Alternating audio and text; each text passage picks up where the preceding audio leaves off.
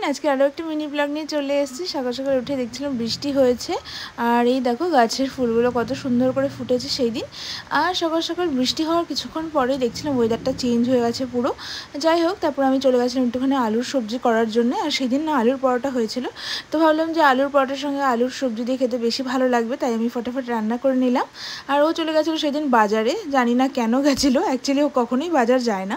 সেই দিন গেছিলো, অনেক কিছু কেনাকাটা করে এনেছে, সাথে এনেছিল এই ফ্যানটা, যেটা আমার খুব পছন্দ হয়েছে। তারপরে আমি স্নান ধান করে ফ্রেশ হয়ে নিয়েছিলাম। আর সেই দিন অ্যাকচুয়ালি ও বাজার থেকে এনেছিল আমার জন্য ইলিশ মাছ, আর আমি ইলিশ মাছ খেতে খুব ভালোবাসি। আর তারপর দেখো খাওয়া দাওয়া করতে বসে পড়েছিলাম। অ্যান্ড বিকেলবেলাতে সেরকম একটা কিছু ছিল না, তো বসেছিলাম।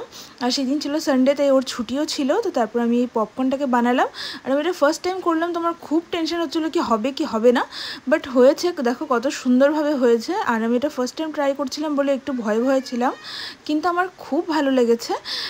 তোমরা যদি ট্রাই করে থাকো আমাকে অবশ্যই জানিও। অ্যান্ড এটা খেয়ে তারপর দেখো ওটা ফিল্ম দেখছিলে, এইভাবে দিনটাকে